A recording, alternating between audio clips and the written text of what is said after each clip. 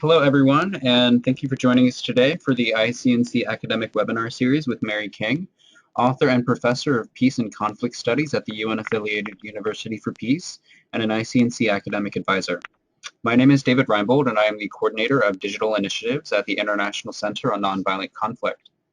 In this webinar, award-winning nonviolent resistance scholar and U.S. civil rights veteran Mary King will discuss her most recent book, which explores Gandhi and nonviolent action and untouchability in South India. In the Indian village of Vykom, now in Kerala, India, a 1920s nonviolent struggle sought to open to everyone the roads surrounding the Brahmin temple. For centuries, almost anyone could walk these roads except for so-called untouchable Hindus.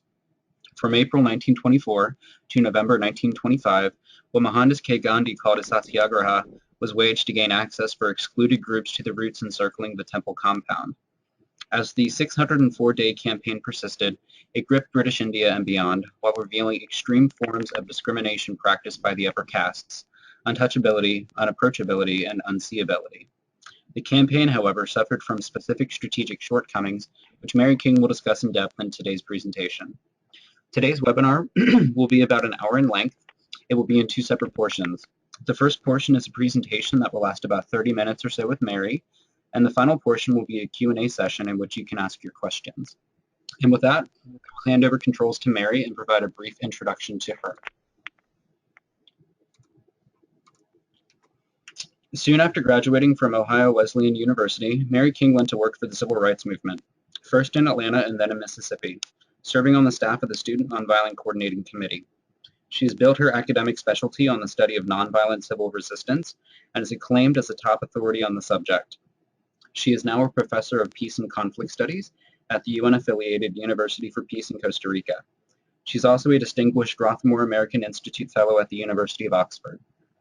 King is the author of many books, including Freedom Song, a personal story of the 1960 civil rights movement, A Quiet Revolution, the First Palestinian Intifada and Nonviolent Resistance, and her latest book, Gandhi and Nonviolent Struggle and Untouchability in South India, the 1924 to 1925 Vykom Satyagraha, and the Mechanisms of Change. King has served in the Carter administration with worldwide oversight for the Peace Corps and for the Domestic Vista program and other national volunteer service programs. For her work on the theory and practice of nonviolent action and in peace education, King has been awarded the Jamnalal Bajaj International Prize, the El Hebri Peace Education Prize, and the James Lawson Award for Nonviolent Achievement. She is the recipient of honorary degrees from her alma mater, Ohio Wesleyan University, and Aberystwyth University in Wales, United Kingdom, where she did her doctoral work in international politics. And with that, Mary, you can now begin your webinar, please. Well, thank you so much, David. Welcome, everyone. Let's get started. 15 years ago, the scholar Gene Sharp suggested to me that I needed to do some work. He said, I suspect that almost everything we think we know about the 1920s Vykom struggle is wrong. I went to work to see what I could find, and I was given a great deal of support along the way. The Ramasamy American Institute at Oxford gave me a travel grant, and I was able to get into the Kerala State Archives and could see that what Gene had told me was wrong, was right. There was absolutely no substantiation for what had appeared in print. The United States Institute of Peace gave me a grant that allowed me to travel back to India, and I spent hundreds of hours in the archives over a period of years working on this project. Dinu, Anna, Matthew, and Professor Vasu Tillery have my profound thanks. These are two Kerala scholars who were vital to my being able to translate documents and newspapers from the Malayalam language, which is the language of Kerala. I also had help over those 15 years from the Institute of Social Sciences in New Delhi and its founder and chair, Dr. George Matthew. And I was also helped by Christopher Miller on much of the research during the time, particularly that I was working at Oxford. This book is based on original research in archives and newspaper morgues. These are actual photographs of the newspapers at the Mathrubhumi newspaper near Calicut. This means Motherland. And I spent hundreds of hours sweating in this and other morgues. Let me say a word about my methodology. I used triangulation. I was trying to find 3 separate sources for every assertion that I made, but want them to come from different types of sources. So I would hope that they would come from archives, newspapers, interviews, original documents, secondary documents in some cases in the Kerala Historical Society, and also interviewing people who had known people who participated in this struggle. This is Vasu Teelery was of enormous help to me, a local historian, and we worked together over 2 separate periods extensively. I also interviewed quite a few historians, social scientists, and journalists. One meeting took place at the Institute of Social Sciences in 2009. I was enabled to do what I did in the Kerala State Archives because Dina Anu Matthew was helping me. She is now a doctoral candidate at the University for Peace. This is a picture of her taken during a recent lecture tour in Kerala in September. She's sitting right up front. And without her, I could not have done the book. Our story takes place in the princely state of Travancore. It was 90 years ago, a 20-month nonviolent struggle in what is now Kerala that sought to open to everyone the roads surrounding the Brahmin temple there. For centuries, almost anyone or any animal, a Christian, a Jew, a Muslim, a dog, a pig, anyone could walk the temple roads, except for the so-called untouchable Hindus, who would pollute the high castes should their shadow fall upon them. Public roads had notice boards that were maintained by the Maharaja's government in Travancore, prohibiting use by those who had no caste. The distances of the notices were based on theoretical pollution of the pure upper castes. From April 1924 until November 1925, what Gandhi called a satyagraha was waged to gain access for excluded groups to these roads encircling the temple compound. Satyagraha was a word that he coined, meaning basically nonviolent civil resistance, although in the course of his coining the word, it more literally means relentless pursuit of truth. Travancore princely state had been educating untouchables since the 19th century. Gandhi called Travancore a golden garden. This is a photograph showing very much what the entire state of Kerala looks like. It's lush, verdant, green, 170 miles long from north to south and 75 miles wide, crisscrossed by waterways and creeks. Kerala became a state in 1956, and it was comprised of Travancore princely state, another princely state called Cochin, and the Malabar district, which was part of British India. Travancore comprised most of Kerala's southern portion. Just so that you have a grasp, in 1875, the first scientific census had counted 2.3 million population in Kerala, in Travancore princely state. Sorry, that is the population then of Travancore. A few words about the Hindu caste system. The important thing to remember is that untouchables are not cast out of society. They were not in it, and this is a paraphrase of a missionary record that I found. The caste system took thousands of years to develop a hierarchy related to theoretical degrees of purity. It was instituted around about 500 years before the Common Era or before Christ. In Travancore, Brahmins were called Nambudiris. You can see this word, Nambudiri. They were the largest landlords in Travancore. but they were only 2% of the population. Something extremely important for you to remember, and I'm grateful to Professor Narayanan for pointing this out to me very early in my study. In Travancore, most of the Nambudiri Brahmins were not priests, they were landlords. He says he's indebted to Marxist historians for understanding this fact. It's a terribly important background fact. Nairs were the next on the caste system rung. This is the warrior and chieftain caste, the largest landholders, land managers, 20% of the population or 1/5, civil servants, managing the land worked by laborers, outcasts, and slaves. The Sanskrit word for caste is varna, which means color. There were 4 main castes that comprised Savarnas. We are going to be talking about avarnas, those without a varn, also called outcasts, probably a term coined by the British. They were also called Harijans, a term coined by Gandhi, meaning children of God.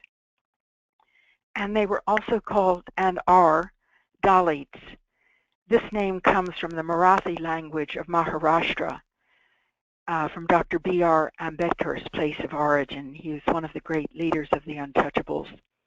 Dalits, another name for untouchables used widely today, including people who are oppressed having nothing to do with caste.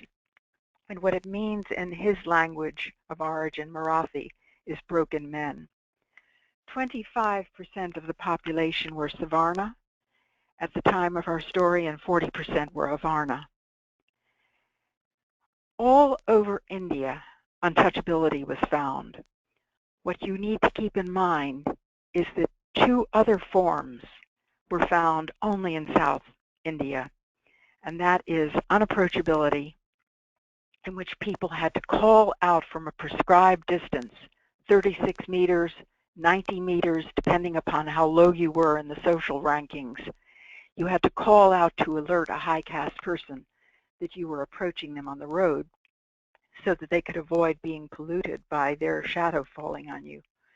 And unseeability. The unseeables were primarily from former serf and slave castes, which in the 19th century had been about 15% of Travancore's population. And the unseeables could only come out at night so that they would not be seen. They lived in ditches and out-of-the-way places. In 1817, the Maharani Gauri Parvathi Bai, who was the sovereign ruler of Travancore and head of the royal family, issued a proclamation for universal education. In her action, it made it possible for untouchables to begin getting educated at an early stage. In 1855, a royal proclamation ended slavery. By 1904, Travancore princely state was paying the costs for primary education of backward castes. Let me explain the word Maharani. Maharaja means great king, Raja meaning king, Maha meaning great. Maharani means great queen. The senior head of the royal family and the person from whom both sovereignty and inheritance was transmitted for the royal family was the Rani. And so Maharani was great queen. This is a painting of her. The Airavas were the largest group of Hindus who had no caste. They were originally Buddhist immigrants from a period before Christ or before the Common Era from Sri Lanka. Airava or Irava means people from Ceylon. As newcomers in an ancient land, they had no caste. By 1921, however, only about 3% of Airavas were still tapping toddy, which is what they had historically done through the centuries, as you can see from this photograph. You can see an Airava who's scaling a tree. It could have been coconut, sago, or palmyra.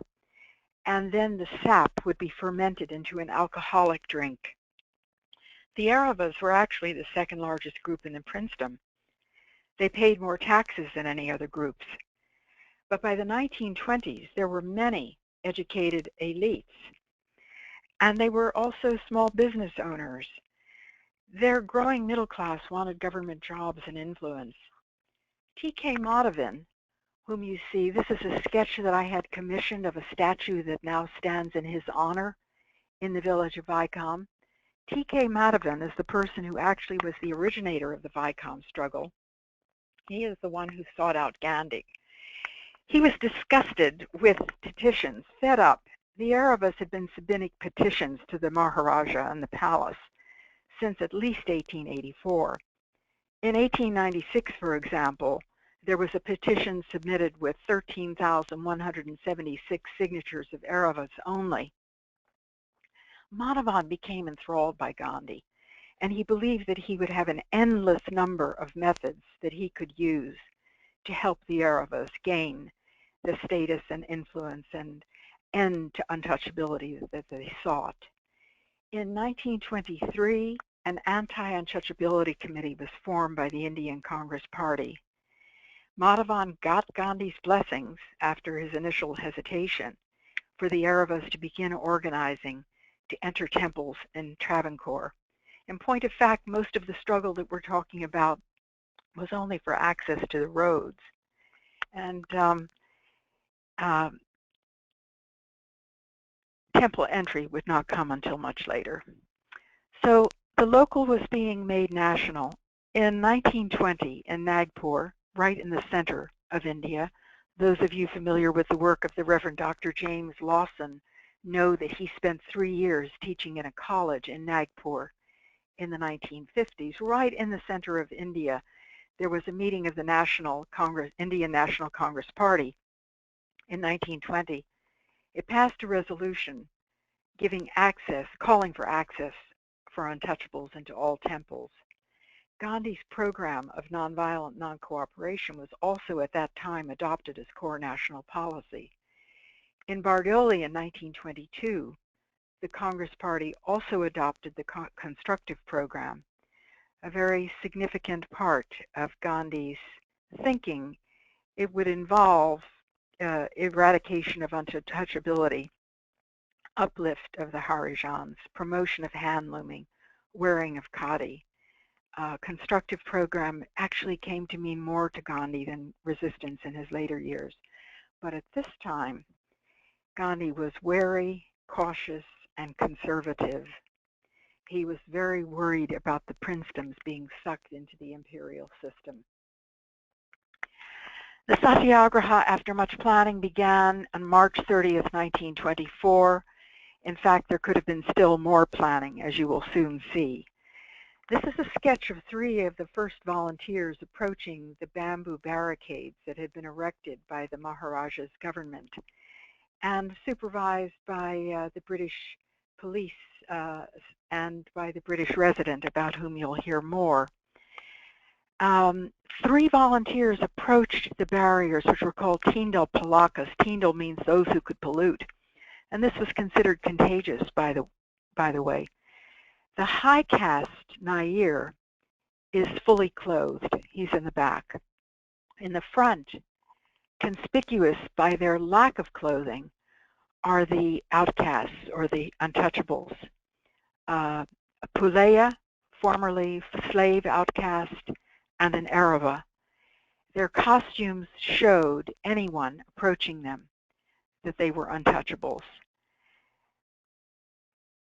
The district magistrate issued a prohibitory order against the opening of the temple roads. When Madhavan and the key upper caste leaders arrived, they were arrested. The magistrate's order actually changed the march to implicit civil disobedience. 3 marchers had been arrested the first day, and another 3 would be locked up the next day, and soon there would be 19 in prison.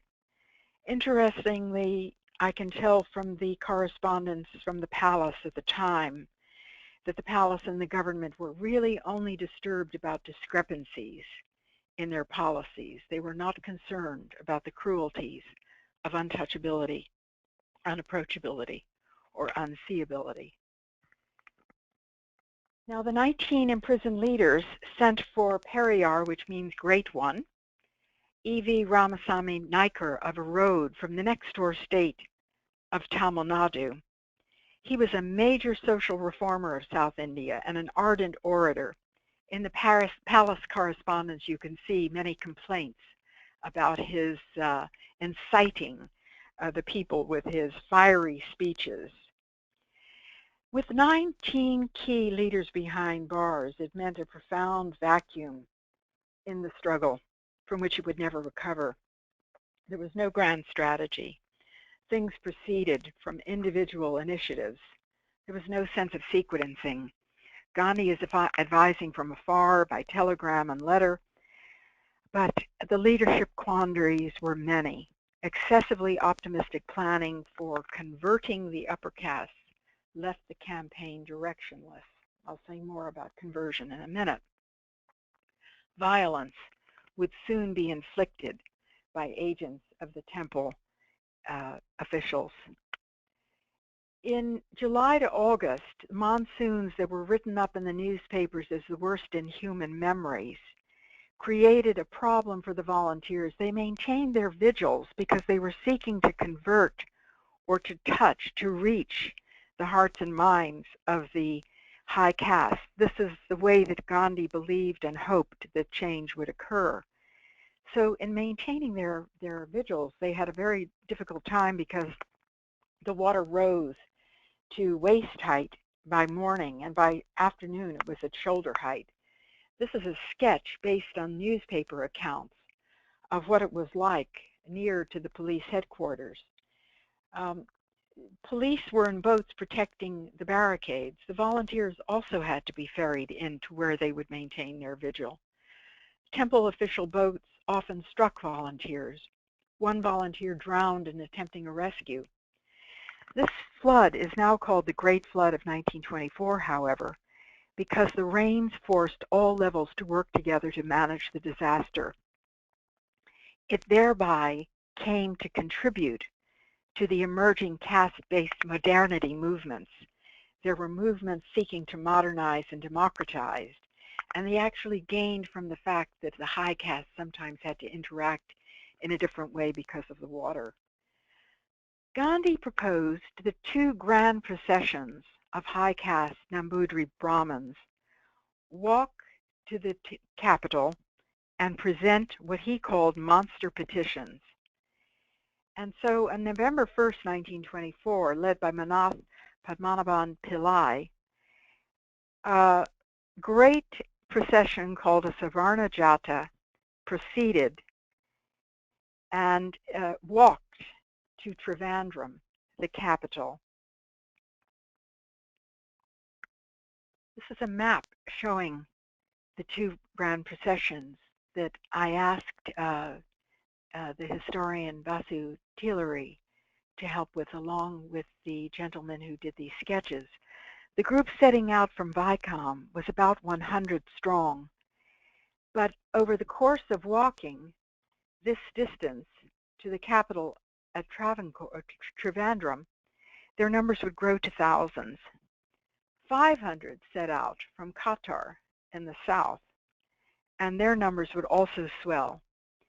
There were heavy rains, and yet they walked in military formation. There was very extensive planning that was now in evidence, and W.H. Pitt, who was the British police commissioner, had reduced the armed detachments. Untouchability, the Anti-Untouchability Committee in 1923 had been gathering signatures and recruiting the marchers. And en route, the high caste violated the interdining caste restrictions by accepting snacks from untouchables. They did this deliberately to break the protocols. Upon arriving at Travancore, a 12-member delegation presented the monster petitions in an audience with the Maharani Regent. This is, of course, another Maharani from the one we heard about earlier. You already know that the royal house of Travancore was following matrilineal inheritance systems, which dated actually to the 10th or 11th century. in which both sovereignty and inheritance passed from the senior Rani, a woman. And September 1st, Setu Lakshmi Bai had been installed as the Maharani Regent, and she ruled approximately 4 million by then population in Travancore. She was acting for her nephew, who would become Maharaja in 7 years. The deputation here is presenting these 25,000 signatures ardently gathered by the Anti-Untouchability Committee. And one of the Maharani's first acts was to release the first 20 leaders that had been arrested and locked up for all of this time. In March of 1925, Gandhi traveled by train and arrived in Travancore to speak against untouchability and also to promote the Congress Nationalist program. This was probably Gandhi's first personal encounter with the severe prejudices of the high-caste orthodoxies found in South India, unapproachability and unseeability. I find no trace that he had ever encountered this before. Now, he also met with Sri Narayana Guru, who was an Arava and considered by many the greatest social reformer and leader in South India. And in 1903, Guru had founded a leading self-help Dalit organization. This meeting was the talk of Travancore in the newspapers. Guru went ahead and supported the Vykom Satyagraha, but he was quite ambivalent about Gandhi's nonviolent action. He was baffled by Gandhi's desire to invoke suffering by the volunteers. He didn't accept the concept of self-suffering as a way of converting the high caste. He said, "There's no endurance, there's just empty stomachs. Why not use an umbrella under downpours? You should demand that injustice be addressed. Go ahead and break the barricades, pollute the upper castes. If the police beat you, that's a test of endurance, not standing in floods." Now, you remember that I mentioned W.H. Pitt, the British police commissioner. He was accompanying Gandhi throughout this visit. Gandhi was a state guest of the Maharaja. The better to control him, I learned from palace correspondence. The Maharaja believed that, the palace officials believed that he would be more cooperative if he were a state guest. Gandhi met for 3 hours with temple authorities, who rejected his 3 proposals. Local people told me that Gandhi was kept standing at the door, which is what this sketch depicts. He nearly prostrated himself before the orthodox leaders. He offered for them to choose their own pandits, a Hindi word meaning learned interpreters of Sanskrit, and said that he would accept the pandit's scriptural interpretation on untouchability. This is, by the way, where we get our English word pundit. Everything that Gandhi put forward was rejected. And what you need to remember is at this time, reform movements were being organized based on unwritten religious precepts other than those held by Brahmins, very much like those led by Narayana Guru. And these were distinct from upper caste reform efforts, which got virtually no attention from Gandhi. On his departure, Gandhi gave a letter to Commissioner Pitt with a compromise based on their talks. The plan laid out that the government would remove the barricades on the temple roads that were installed in March 1924, but the volunteers would refrain from entering the forbidden roads. The Dalits were actually not going to be advanced very much by this plan, as you will soon see. Yet by March 1925, Gandhi was now speaking in a different way. Instead of talking about melting hearts through self-suffering and efforts of moral suasion to convert the upper castes, he was now talking about force in the form of action, and he began speaking of compulsion and pressure. So Gandhi did make many mistakes. He had only returned from South Africa in 1915. This struggle started 9 years later. he had an enormous learning curve. My students are always astonished because they can't understand why Gandhi ignored the self-help mobilizing being done by the untouchables themselves. In wanting Hindus to atone for their cruelty over centuries toward the outcasts, he rejected help from non-Hindus. He rejected outside funds.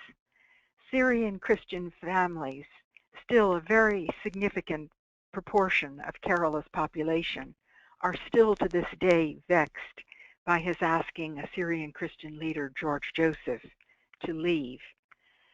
Vykom was actually the first modern struggle of India, but limiting the campaign constrained major democratic reform movements that were then galvanizing. He wanted the reforms, as I've mentioned, to come about because of conversion, which he spoke of as sheer force of character and suffering. He hoped that this silent and loving suffering would finally break the wall of prejudice. Now, his certainty that satyagraha had failed if it were due to insufficient discipline is actually, in my view, a very hazardous article of faith because it can lead to acceptance of deplorable repression. I'll say more about this. Perhaps the most stunning and controversial part of this entire struggle was the so-called settlement or the so-called compromise. Another lesson for today's organizers and researchers comes from how this campaign ended. Nonviolent movements often have ragged endings, and Vykom's so-called settlement was extremely ragged. The so-called compromise actually left the Dalits back where they had been at the start of the struggle. What the temple authorities did, and they were following the plan that Gandhi and the British police commissioner cooked up, was to add a diversion road at the eastern gate, which was the gate normally used by the temple officials. And that would allow the high castes to walk into the temple without being polluted by the site or being near any of the so-called untouchables. This is a picture of Vykom Temple today through the eastern gate.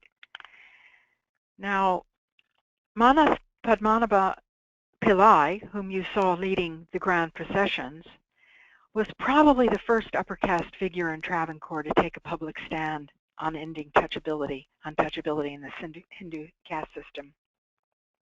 He used his rank to confront the oppression faced by Dalits. Today, statues to him, T.K. Madhavan, and Ramasamy Naicker all stand in Vykom, and a center has been also added, a new memorial center with Gandhi's statue. In 1936, the last Maharaja of Travancore would issue a proclamation that would throw open not only the temple roads, but all temples to all Hindus in Travancore. Even so, 11 miles remained forbidden to non-caste Hindus. So Gandhi actually probed social power very deeply, but he's on record more in talking about his ideas about moral suasion. But careful parsing of what he says and writes shows that he was often thinking about the use of compulsion and pressure as force exerted by human beings. He possibly spoke and wrote on untouchability more than any other subject. And I have a quote that I'd like to bring to your attention that comes from while he was still working in South Africa, 1905. Even the most powerful cannot rule without the cooperation of the ruled. This is a powerful and potent insight, and most of today's nonviolent movements are operating on the basis of that insight. Now, the misrepresentations of Vykom were many, and they have probably hurt the pathway of civil resistance, because within a decade of the so-called settlement, serious analysts, Richard Gregg, Joan Bondurant, Krishnalal Sridharani, and others, were offering mythic explanations for what had happened in Vykom. It became the justification for the misperception that nonviolent struggle works by conversion of hearts and minds via the self-suffering of challengers.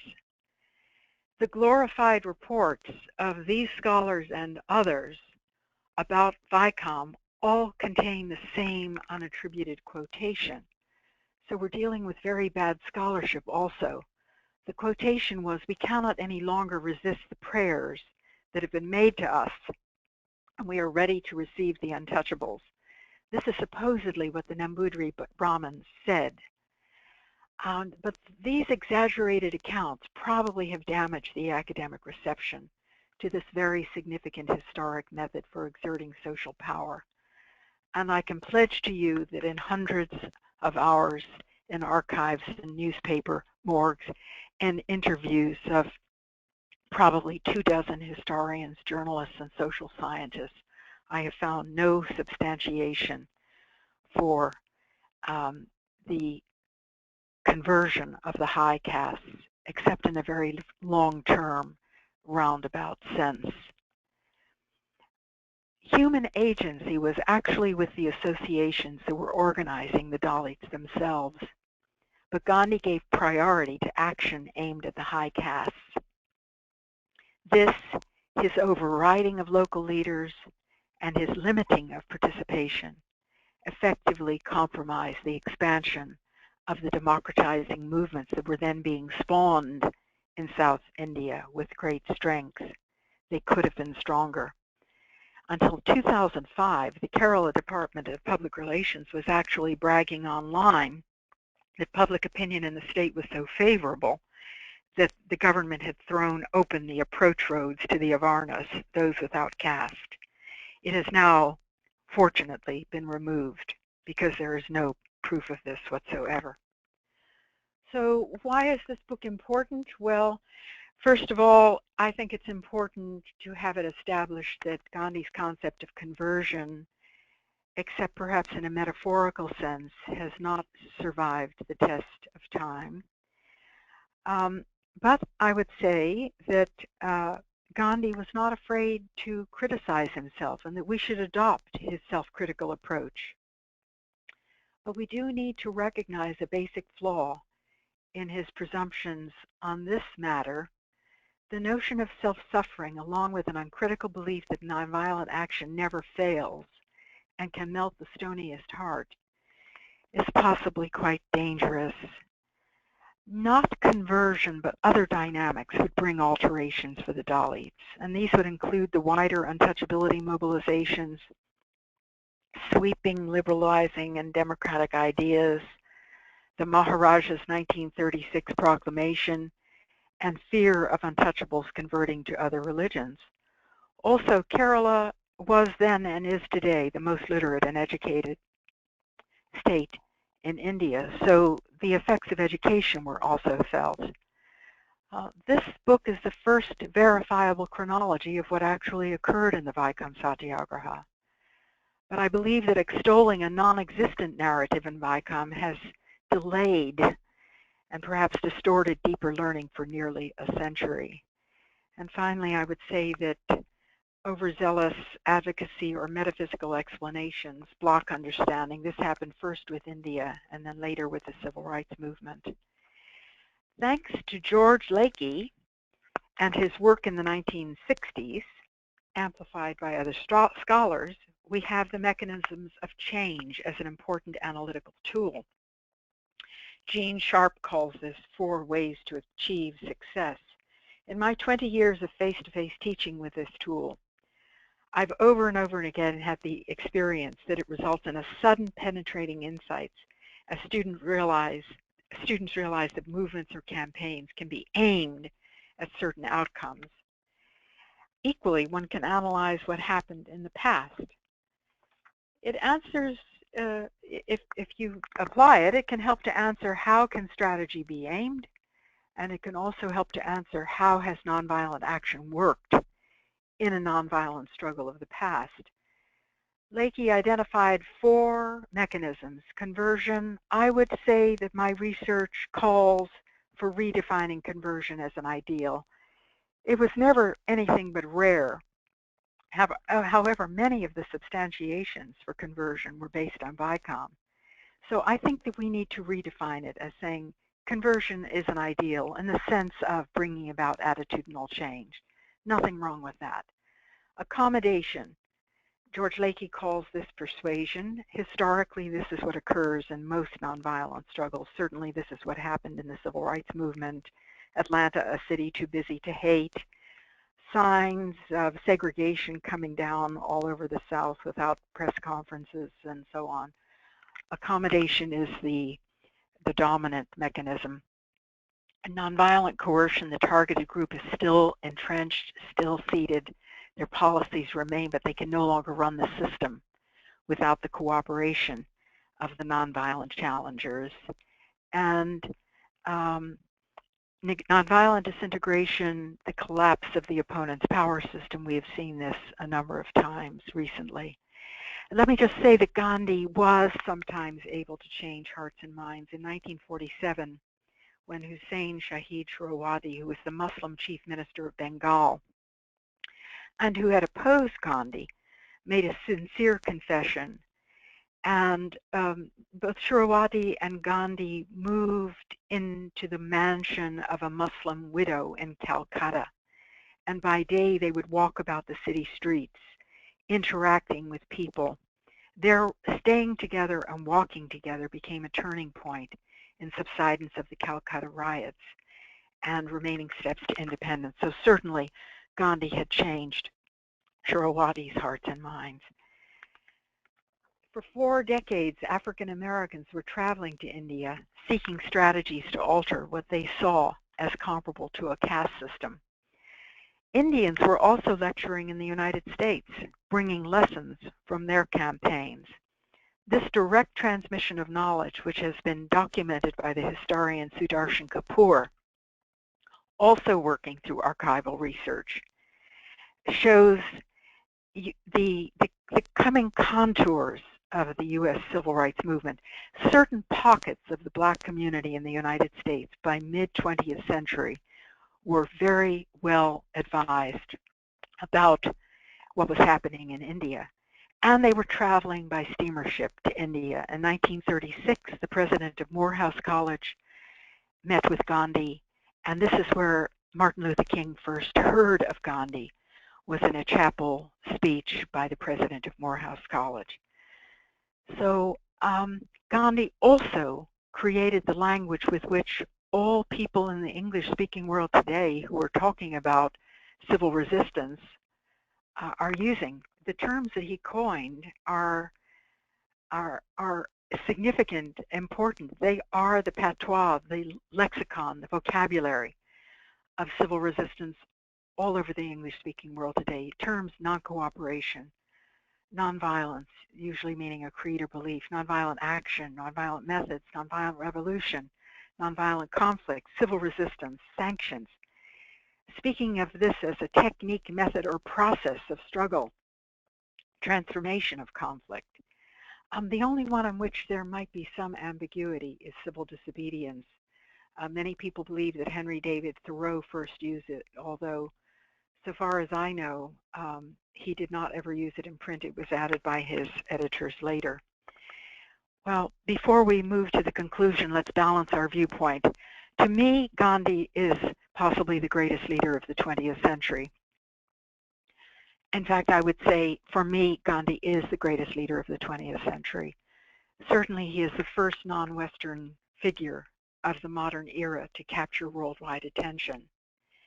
He has given us the first comprehensive theory and praxis of nonviolent struggle, and his discernment of power principles underpins nonviolent struggles worldwide.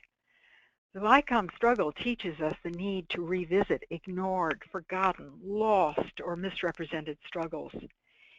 Vykom is also an open invitation for students, researchers, scholars, and activists to begin excavating misperceived, neglected, overlooked, or erased campaigns that hold lessons for current or future nonviolent struggles. After midnight on August 15, 1947, India became an independent nation. The Constituent Assembly, with the committee headed by Dr. Ambedkar, passed a resolution outlawing the practice of untouchability, declaring it illegal in the Constitution. The New York Times, in its editorial, wrote, "The idea of caste is not an Indian copyright," and compared India's decision to the abolition of transatlantic slavery. Now, let me just reflect for a moment, and here are some snapshots from my recent lecture tour in India. And let me share with you what I shared along the way in New Delhi and Kerala, that when civil resistance is chosen to fight deep-seated social pathologies like racism or untouchability, a settlement may actually be out of reach. The most charitable reading of the supposed Vykom compromise is to say that it may have involved management of conflict. I believe that we need many strategies for addressing the degradations of racism and untouchability. Perhaps perceiving these miseries as chronic diseases that require constant management is more to the point, because myriad evasions and concealments can mask prejudice and discrimination, as we know. We need to fight such humiliations every day and every hour. And so I often think about, let's look at racism and untouchability as a chronic disease that requires constant vigilance. So that, David, will be the end of my presentation. And Mary, if you're ready, I do have some questions that have come in during your presentation. Sure. Okay, great. So one of our participants wants to know, did you face criticism or threats in India or by Indians for the research you undertook for this book, which identifies some of Gandhi's mistakes? Well, this is a very interesting question. Everywhere I emphasize that Gandhi was very unafraid of criticizing himself. He would talk about Himalayan blunders, Himalayan mistakes, and I think that may have softened the edge. At the book launch in New Delhi with Meenakshi Gopinath, Professor Meenakshi Gopinath, turned to me and said, "Professor King, if I did not know of how dedicated you were to the study of Gandhi, I would have thought that you might be speaking heresy." So I had some very interesting and intriguing comments to that effect. But basically, to talk about Gandhi's errors is newsworthy in India. There have been so many people who used an overemphasis on extolling the virtues of Gandhi and over-dramatizing the tremendous assets that he had brought to the world stage, that I think there may now be a readiness for people to look more analytically at what he did when he made errors. Let's look at them. We can look at them sympathetically. He was on a learning curve. We are all human. We are all capable of human frailty. We all need to judge ourselves. Only in one place in particular was somebody very outspoken. And what happened is that somebody in the audience stood up and said to the organizers of the event, "You should not let this person be speaking because he's not making sense." But by and large, I found great interest, tremendous amount of press interest. I don't know if I can go back to the pictures, David. Is it possible to go back to the last Sure. Let me switch back over to you. Okay. If you can see back here, these are banks of television cameras at the Column Public Library Hall in an annual Srinivasan Memorial Lecture, and tremendous press interest, 2-hour-long television interviews, lots of print interviews. So there's tremendous interest, and I think readiness to look at Gandhi's record in a more dispassionate way. I think we should not be afraid to learn from him. I think this is actually the best evidence of Gandhi's relevance, that we can look at what he did, where he made mistakes, and say, aha, we can learn from this.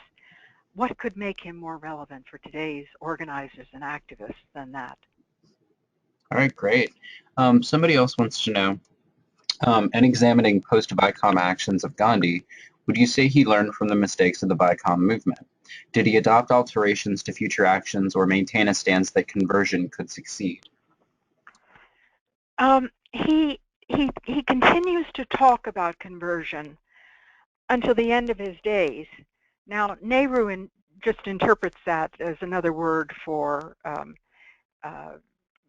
force or pressure.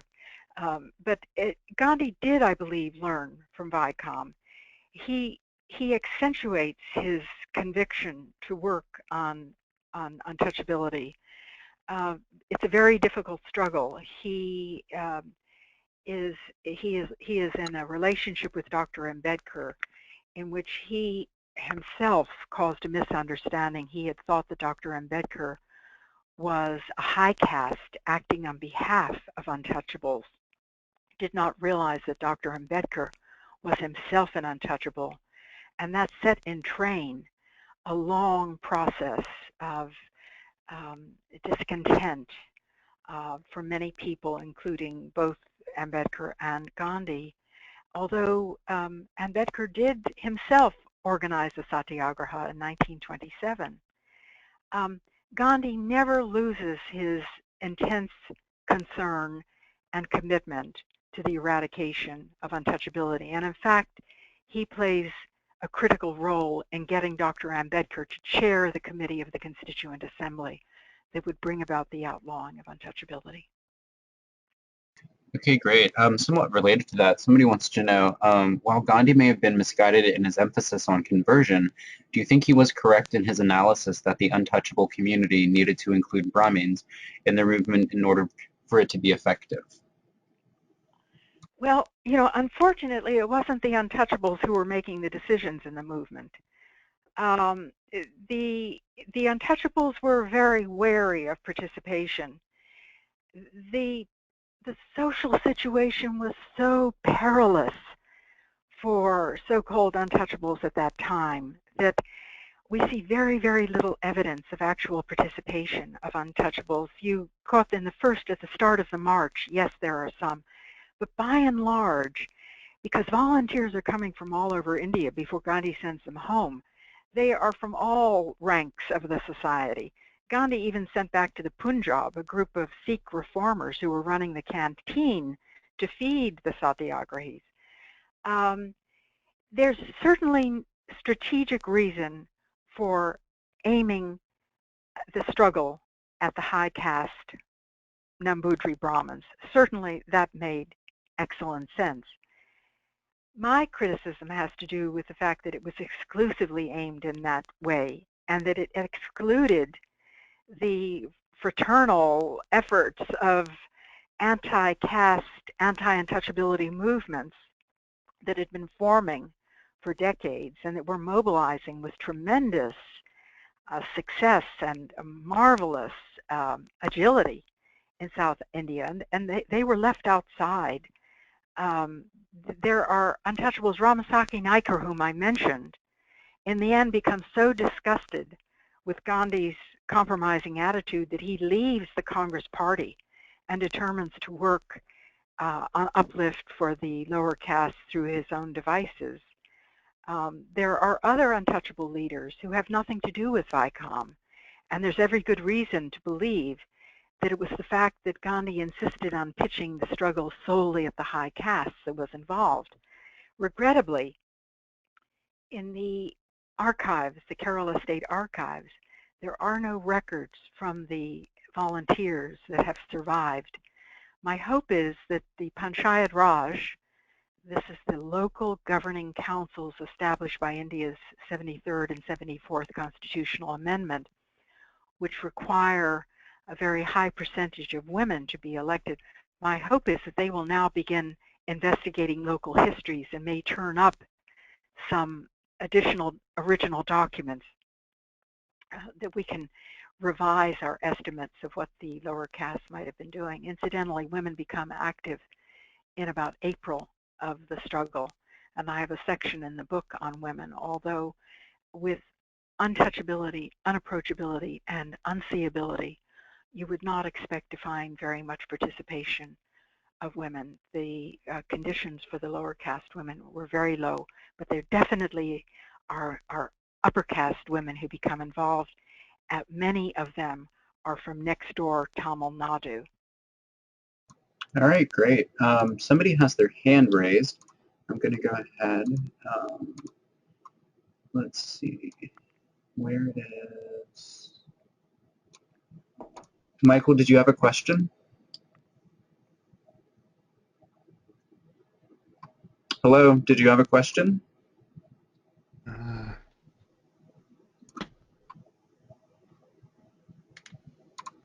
Okay. All right, so I guess we're just going to go back to you asking other questions. Somebody writes, I'm from Tamil Nadu. I know that untouchability still exists, but it is not as bad as it once was. The question is, what do you think the leaders of the movement could have done to convert more people and to change the mindset and attitude of our grandparents? Well, that's such an interesting question, and of course it's hypothetical, so I'm limited in the answer that I can give to it. But the conclusion that I draw about the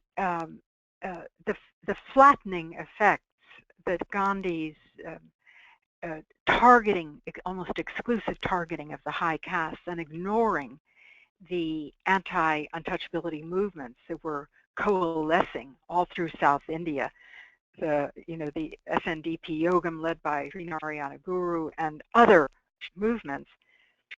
It was pointed out to me by so many people, including David, can I go back to the photograph? I want to point out one person in particular.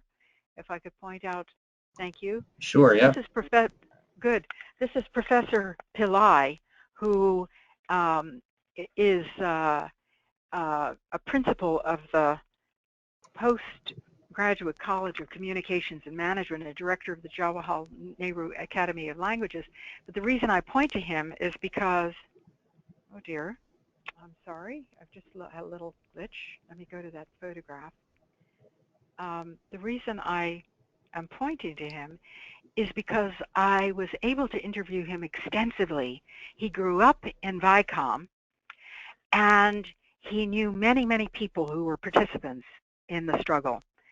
And he gave me a great deal of firsthand information. His headmaster, for example, suffered from injuries for the rest of his life as a result of being beaten by the agents of the temple authorities that were sent to beat the satyagrahis. But based on things that Professor Pillai told me about the people that he knew and his family, experiences that he had had, I think that India might have been set on an even more dynamic course. Kerala might have been set on an even more dynamic course. Tamil Nadu might have been even more dynamically set on a dynamic course to bring about the democratization had there been interaction between the Vykom struggle and these other anti-untouchability movements. Although I have to say, as a side comment, that there's absolutely no way that we can write Gandhi out of what happened eventually with the Maharaja's proclamation in 1936, because there were other satyagrahas that took place in this area. There were at least 3 in the years following Vykom. They never succeeded in attracting widespread popularity as had Vykom. Newspapers all over Asia are reporting about the Vykom struggle during those 2 years. They never succeeded in getting the kind of focused all-India attention that you can tell from national newspapers that there was at that time. And I believe that the reason that they did not is because they had no Gandhi. So one thing affects another. Gandhi was needed in order to bring about that all-India understanding that there were pernicious, extreme, severe forms of discrimination and prejudice in South India. But by virtue of including Gandhi, he had certain ways that he wanted to do things. He was still trying to test Satyagraha. He thought he was returning to India with an answer for major social overhaul. And he had not been back very long. And he would make certain mistakes in trying to do that. So with one thing, you get another. That's the best that I can say. Let me, while I'm on this picture, I just want to show you that in Vykom, I was given by Mr. M.A. Baby, who is the former Kerala State Minister of Education, now in opposition, and other local officials. I was given a shawl made of cloth of gold, which is now one of my most prized possessions.